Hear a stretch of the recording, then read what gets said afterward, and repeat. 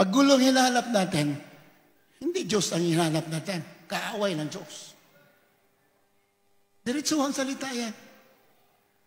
Pag Kristiyano ka, you must be looking for peace, righteousness.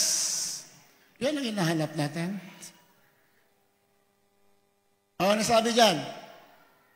Ay pagsikapan ninyo, masumpungan kayo sa kapayapaan na walang dungis at walang kapintasan sa paningin ng ating mahal na Panginoon. Palakpakan natin, mahal na Panginoon. Walang kapintasan! Sa English, blameless. Walang may pupula. Naglingkod na rin lang tayo. Lubusin na natin. Kahit ano mangyari, sundin mo ang kalooban ng ating malapit. May pagpapala, wala. May pagsubok, wala. Harapin mo. Sundin natin ang matuwid na paglilingkod sa ating malapit. Itakwil mo masama. Dahil ang pupunta natin, hindi mundo, hindi lupa, ang punta natin, kaligtasan at buhay na walang hanggan. Kasama ang ating mahal na Panginoon. Walang dungis, walang kapintasan sa paningin niya. Kailan mangyayari yan? Pag tayo'y nagpupuri, nagsasamba, naramdaman natin presensya ng Panginoon, nakikiisa tayo, namumuhay tayo na matuwid. Ang tingin ng Diyos sa atin, walang kapintasan. Palapakan natin, mahal na Panginoon. Amen.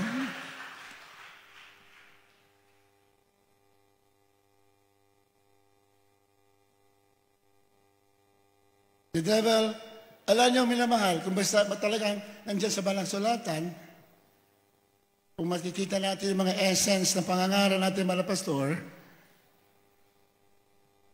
malinaw na God created us for greatness. Nilikha ka, hindi ba? Nilikha tayo hindi para maging talunan. Amen? Sa mga sulatan, we are created for greatness and victory for His glory.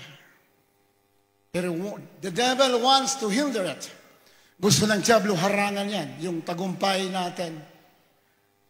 Yung glory ng Diyos na nasa atin. Gusto harangan ng kaaway. Anong sabi ng mga Panginoon sa mga Israelita? Nung sila lumabas doon sa Egypt, sa bahay ng pagbilanggo, go and possess the land. Diba? Ang kininin nyo, sakupin ninyo ang lupain ng pangako. Lupain ng Kanaan. Go and possess the land. Go and possess and be mighty in the land. Be mighty in the land. Ayaw ng Diyos mga Kristiyanong lulugo-lugo, Kristiyanong pinaglalaroan ng kaaway. Ayaw niya yan. Tinawag ka para maging matagumpay. Hallelujah! Praise God! Ito tinawag para lamang bumalik sa masamang buhay. Tinawag tayo, galing na tayo sa pagkabilanggo ng diablo. Dinapos tayo ng diablo sa masamang pagkatao natin. Kasalanan, lahat. Nabubuhay tayo sa laman nung araw, pinamahal. Kasalanan dito, kasalanan doon. Libak dito, libak doon. Sira dito, sira doon. Hindi tayo tinawag dyan. Tinawag ka. We are called to become mighty, righteous, but we, tinawag tayo ng Diyos para pag dumating ang mga kalaban ng Diyos, hindi ka matatalo, matagumpay ka because Jesus is with you. If God be with us, who can be against us? Sino ang laban sa atin kung ang Diyos suma sa atin? Meron ba? Meron bang monkeypox na kaya magtagumpay sa atin? Wala, dahil ang Diyos kasama natin. Palapakan natin, mahal na Panginoon. Amen. May kapatiran tayo. Ito, dito sa Bohol. Tumawag dito. Tinamaan daw siya ng monkeypox. Totoo pala yun. Minsan may totoo, minsan Tinatakot yung mga tao. Ano po nangyari? Sabi niya, yung kapitbahay namin, buong katawan, puro bulutong. Monkeypox daw yun. Pero sa kanya, kamay lang. Pinagpala, sabi niya, iningatan pa ng malapay noon. Kasi, kamay lang. Ang pagkukulang niyo, bakit tinamaan kayo? May pagkukulang kasi ako. Pero sa kamay lang. Hindi buong katawan. Pero sama, naglilingkod talaga ng matuwid, walang tatalab sa atin ng mga salot. Sinabi ba naman na Pedro? Sinabi ba? Psalms 91, nandyan. Sinabi ng Diyos, sinabi ng Panginoon, walang salot na lalapit sa ating bahay. Ayan, walang lalapit.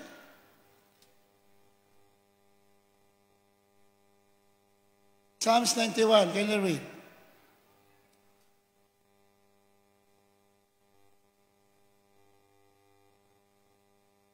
(91:5) hanggang 7. Awit, Kapitulo po 91, ang talata po ay 5 hanggang 7. Ikaw ay hindi matatakot sa kakilabutan ng gabi, ni sa pana man na humihilagpos kung araw, dahil sa salot na dumarating sa kadiliman, ni dahil sa paggibaman na sumisira sa katanghaliang tapat. 1,000 ang mabubuwal sa iyong siping at 10,000 sa iyong kanan, ngunit hindi lalapit sa iyo. Palapakan natin, Panginoon. Amen? Ikaw hindi matatakot sa kikalabutan sa gabi. Ay, marami na nakakilabot ngayon.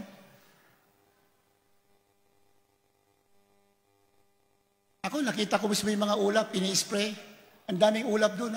Mga usok, ini-spray ng mga jet, ini-spray. Ang dami nakakita sa ibang bansa, kahit dito sa atin. Ako mismo nakita kong personal. Yung aeroplano nagbubugan ng mga, ang tawag nila yun, chemtrails, mga chemicals. Anong layunin yan? Para magkasakit ang mga tao. Sino ang mga tao na yan?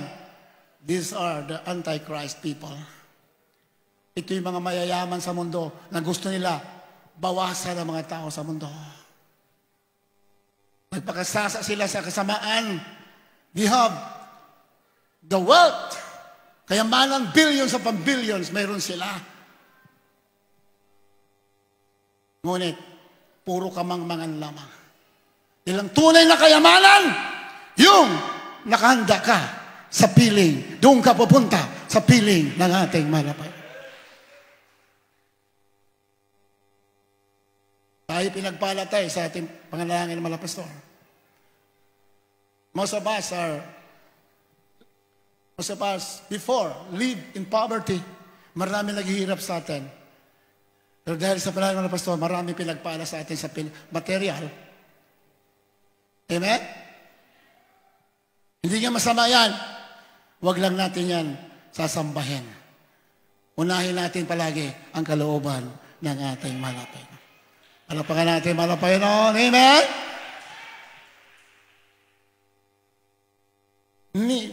Ikaw hindi matatakot sa kikalabutan sa gabi, ni sa panaman na mahilagpos kung araw o mga panganib.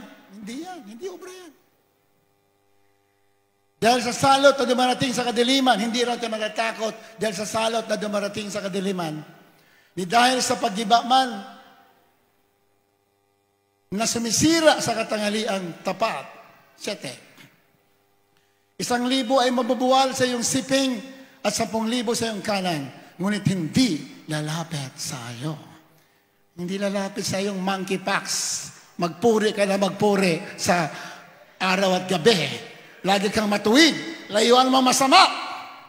Ang bibig mo, ibuka mo sa pagpupuri lamang sa ating mga Panginoon. Hindi lalapit sa iyo ang mga salot. Hallelujah! Praise the Lord!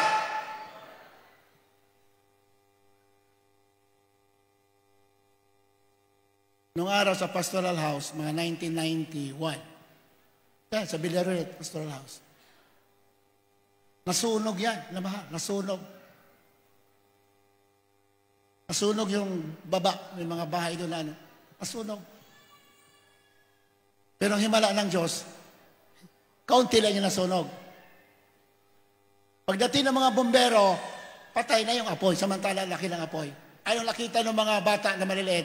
Maraming anghel, tinutulak yung apoy. Palapagan natin, Panginoon. Hallelujah! Praise the Lord! Ang nasunog, maliit lang. Dapat tupok lahat. Sa itong Biblia, God, the angel of the Lord, encamps the righteous. Ang mga anghel ng Diyos nakapaikot sa mga matuwid. Palapagan natin, Panginoon. Amen!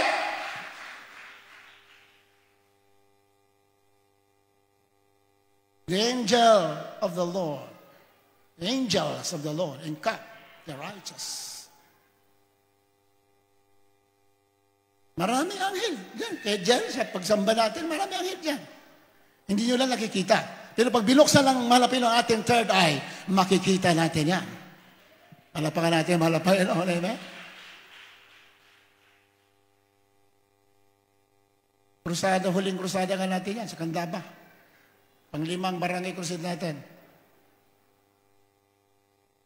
Ang daming anghel, nakita natin kapatid. Sister Ross, Quico, nandiyan. Sister Ross, nandiyan ka ba? Kita niya, ang daming anghel umaawit habang umawit ang choir. May malalaki, may maliliit, kasama natin. Ano ibig sabihin niya? We are protected by the power of God. Hallelujah! Praise the Lord! Ibig sabihin, mga matuwid yung mga tao na yan. Pag nasa katotohanan ka, kasama ka sa matuwid na nalilingkod. Sa unang dalangin naman of God, ating mga pastor. Hallelujah! Praise the Lord!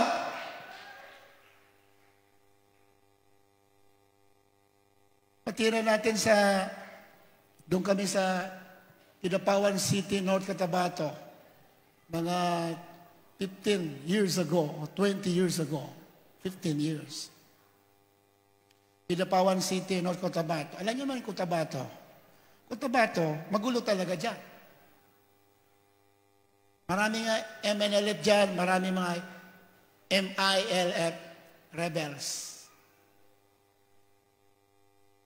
Nagagawain kami doon, bigla nagbabibrate yung school na pinagdadausan namin dyan. Dyan sa North Cotabato. Nasa eskwelahan tayo nagagawain. Pinarentahan sa atin na mura lang. Habang nagagawain tayo, ganito Sunday, nagbabibrate yung eskwelahan. Bakit? May sumasabog na bomba. Malapit lang. Ganun katindi yung North Cotabato.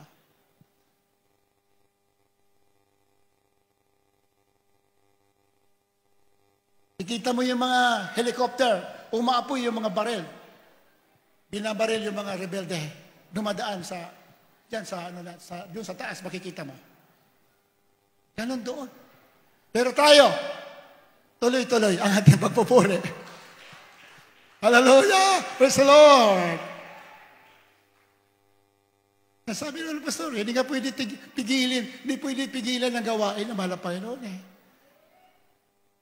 Dahil natin pinaglingkuran ng Diyos, makapangyarihan na Diyos.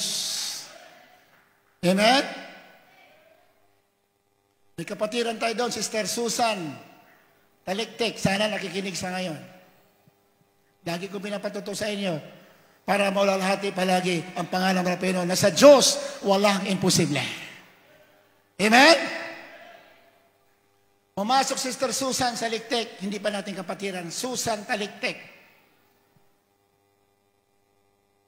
Pumasok sa gawain natin dyan, sa North Cotabato, ang pinagdadausan natin, Kidapawan City, bodega na madilim, napakainit. Walang bintana, bodega nga eh. Ganun talaga. Bago ka pagpalain, susubukin ka muna. Malapagan natin, malapagan natin. Amen? Kung hindi ka susuko, kung susuko ka, atras ka. Pero kung may panampalataya ka, tuloy ka. Yan ang Diyos mo, Diyos na buhay. Tuloy-tuloy lang, kahit mainit. Bodega. Pumasok sa Susan Taliktik. Halos di makahakbang. Kaganon lang. Pag tumawid sa kalsada, pumipito yung mga sasakyan, dahil natatraffic, napakabagal maglakad. Ang laki ng tiyan. Napakabaho. Nakakonfine sa North Cotabato Provincial Hospital. Cancer sa matres. Cancer of the in the ovary. Yan ang sakit niya. Anong sabi ng doktor sa kaya mga parents? Lahat ng gusto ni Susan, ibigay niyo, ipasyal niyo, pakainin at ang gusto niya. Dahil sa year 2000, by the month of March, mawawala na siya. Hanggang doon lang ang buhay niya. Nandun tayo, year 2000. Year 2000 nangyari yun. Anong year na ba yun? 2024. That was 24 years ago. Kung nakikinig si Susan sa unang prayer natin, mga pastor, sana magpakita ka. Mag-message ka dahil gusto namin marinig. Gusto ng kapatiran dito marinig ang iyong patotoo na ang Diyos makapangyarihan talaga. Amen? Sir Susan, kung nakikinig ka, please get in touch with us para malalahati ang pangalan ng ating mahal na Panginoon. Amen? Ang laki ng tiyan. Cancer of the ovary. Dumalo sa gawain natin. Linggo, katulad nito. Pagtayo ng abang lingkod ninyo, hindi man karapat-dapat, sa prayer lamang natin, mga pastor, nakarating tayo doon. Sabi ko, itaas ang kamay na may sakit. Kahit anong klaseng sakit, gagaling ka sa pangalan ni Jesus. Dahil ang Diyos natin, totoo at buhay. Jesus, the greatest healer, the greatest physician.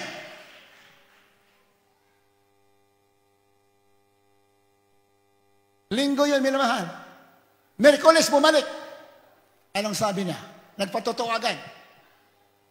Sabi niya, pagtaas ng kamay ko, nung nanalangin daw, may malamig na umikot sa ulo niya, pumasok diretso doon sa mattress niya. Sabi niya, biglang nawala ang sakit. Palakpakan natin, instant healing.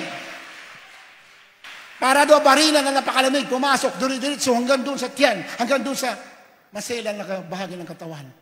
Then sabi niya, bigla kong gumaling, bigla kong lumakas. Pag uwi niya, naglalakad na. Normal na naglalakad. Pumunta sa gawain natin, ganun lang. Sabi niya, napakasakit na naramdaman ko. Ilang buwan na lang buhay niya, sabi ng doktor. After magpatotoo, kinabukasan, pumunta kami sa bahay niya. Kasama ko isang manggagawa, si Brother Alan. Brother Alan, baka nakikinig ka. Minsan dumalaw ko sa baliwag para magpatotoo ka. Hallelujah, praise the Lord.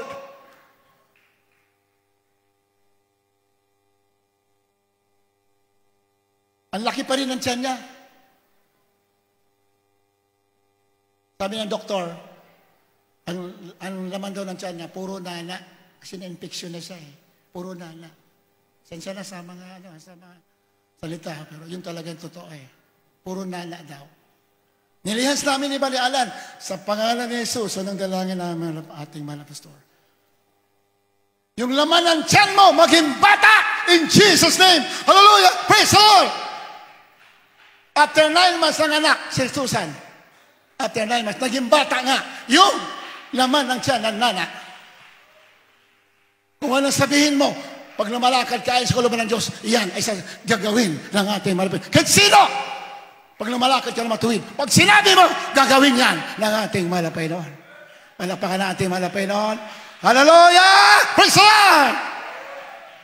E pa naghihirap ka, sabihin mo, isang araw, yayaman ako sa pangalan ni Jesus. Ganyan. Kasi ang malapay noon, ang mga Kristiyano, matuwid talaga yan. Huwag ka masalita ng negatibo.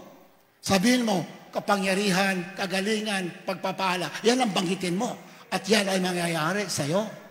Palapahan natin, malapahan natin, amen? Wala na, may kondisyon. Dapat matuwid tayo na lumalakad sa paglilingkod sa ating malapahan noon. 20 years ago, pinang napadako ako doon, mga 10 years ago, nakita ko na, nakadako ako doon 10 years ago eh. O 12 years ago, nakadako ako, nakabalik ako doon. Dumalaw lang ako, namasyal. Nakita ko yung bata, choir member na. Purihin natin wala. Hallelujah! Praise the Lord! Nana, naging bata, nung nakita natin muli, so nang dami mga pastor, umaawit na sa ating malapin. Jesus is alive. God is a lie. Buhay ang Diyos. Huwag ka matakot. Magtiwala ka. Dahil ang mahal na Panginoon, kaya kiligtas sa lahat ng mga masama, mga monkeypox, mga virus. Hindi yan tatalab. Because Jesus is power. Jesus is salvation. Matakot tayo. Sabi natin mga pastor, matakot ka kung nagkakasala ka. Yan sabi, wala kang kakatakutan. Matakot ka kung nagkakasala ka.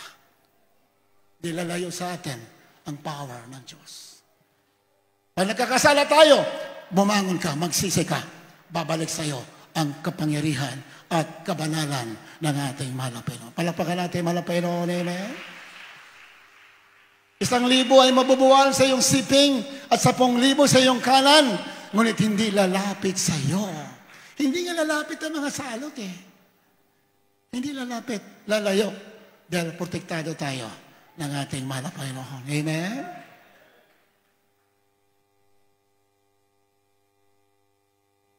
Romans chapter 2, verse 4. Can you read?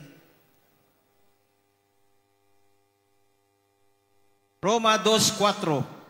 O hinamak mo ang mga kayamanan ng kanyang kabutihan at pagtitiis, at sa kapahinhod na hindi mo nalalaman na ang kabutihan ng Diyos ay siyang umaakay sa iyo sa pagsisisi. O hinahamak mo ang mga kayamanan ng kanyang kabutihan at pagtitiis at pagpapahinuhod, na hindi mo nalalaman na ang kabutihan ng Diyos ay siyang umaakay sa iyo sa pagsisisi.